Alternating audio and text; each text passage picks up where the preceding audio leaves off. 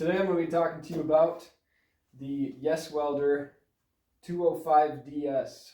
It is a wire-fed MIG and Fluxcore welder. It's also a stick welder and a lift TIG welder. So it's a full multi-process welder. So first thing I'll show you, we have our wire-fed, our MIG gun set up here. Right inside this door, we have a roll of wire and our drive wheels, and we'll get a close-up during this video of how to set all of this up. The other thing we'll do is show how to set up this machine for arc welding, and you'll get to see a couple beads laid with Fluxcore and some arc welding. So we'll get to that. Also, as you can see here, I have a helmet from YESWELDER as well. So eventually I'll get a video out on the YESWELDER helmet too. So this machine, this multi-process machine, has a nice little screen here. So when you turn it on, this screen will come on, and this is where you control everything. You select your amperage, your voltage. You select if you're running CO2, argon CO2 mix, stick welding, lift TIG, or gasless Fluxcore. You do everything right here. It's pretty nice. Got a dial, a little plastic cover here. So this is pretty handy. It's also pretty handy that it runs on 110 or 220. So right now I'm hooked up to 110. And then it also comes with an adapter for 220, which out at the big shop, we can show that a little bit. The thing about the adapter for the 220 is you want to be careful if you leave this plugged in at all, because any 110 device could plug in to that 110 socket there, and you'd be plugged into 220, and it could be dangerous for smaller tools like a grinder, things like that. So you don't want to leave it plugged in. Always make sure you know where that's at. That's about all for the intro to this welder, and now we'll show some setup and run some beads for you. Here we're about to set up our roll of wire and feed it into our MIG gun and get ourselves ready to weld. As you can see inside the door there is a nice little chart. It's a conversion chart, and it's also a settings chart.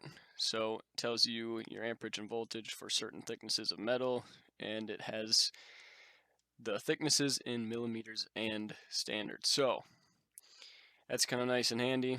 As you can see, I'm just taking off the center pin there for the big spools, as we have a small spool here, and it's held on with a couple washers and a spring, and then a lock nut on the end.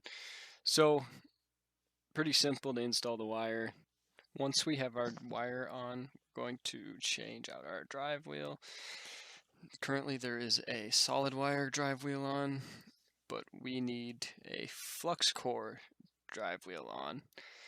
So we're going to replace the solid wire one with the Fluxcore one. You can see the difference is the Fluxcore one has some teeth on it, gives it a better grip on the Fluxcore wire, helps it drive through more smoothly. And then these are just little keyed drive wheels, so we're going to have the 0.9 facing out. That means we're using 0.035 wire, and we're going to put that on the keyhole and put our thumb screw back on, and it's easy as that. So as you can see, we have our wire coming off the bottom of the spool into the inlet, into the drive wheels, and then out into our MIG gun, which is very easy to screw on.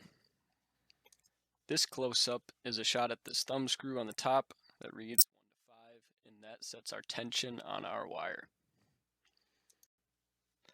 So once we have our wire fed in and we have some tension on it, we can pull the trigger of our MIG gun with our contact tip off. That'll give us our wire to come out, and then once the wire comes out, you slide your contact tip back onto it, and then your nozzle over top of your contact tip.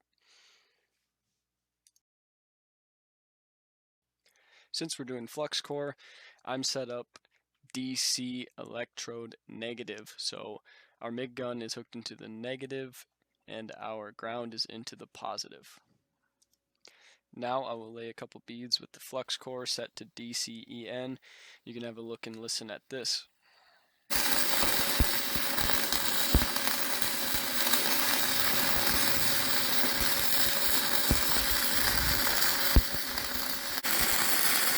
Sounds really good.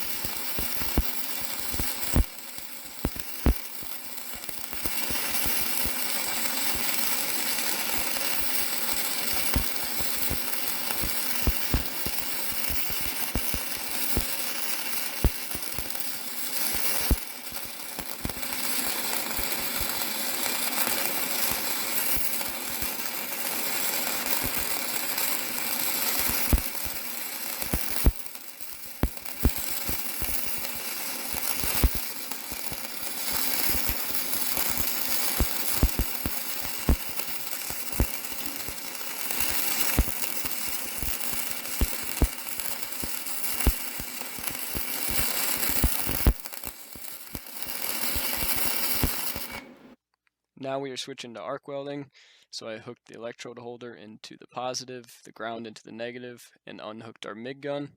So have a look and listen at some arc welds.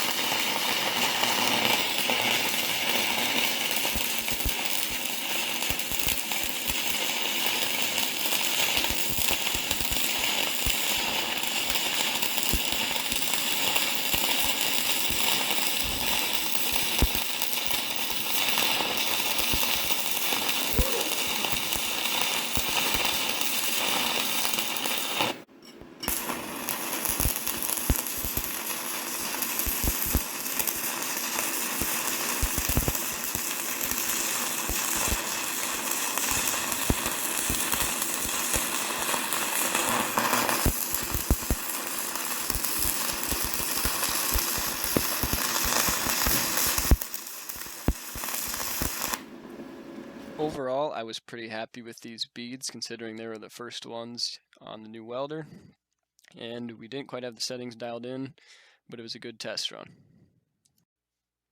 I've always been taught to use DCEN for flux core, but I didn't like how much spatter it was producing, so I'm going to switch it to DCEP here in this next segment. The first bead I lay is electrode negative, second bead is electrode positive. See if you can tell the difference.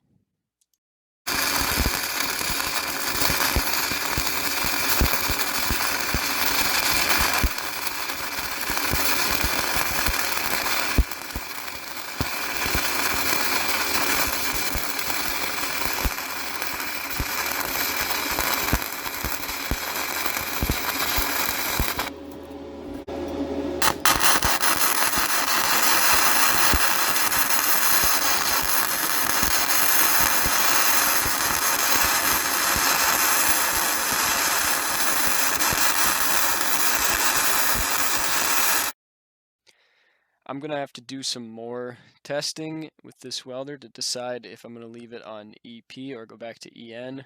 I think EN sounded better, but it produced a lot more spatter, and EP kind of looked a lot cleaner but sounded worse. So now that you've seen how to set this machine up, seen it on 110, 220, you've seen how the wire is set up, how the drive rolls work, how to set it up for MIG or flux core as well as stick welding. Hopefully you have a better idea, and hopefully this setup and review has been helpful to you. If so, you can subscribe, like this video, and hopefully I see you again here at the shop.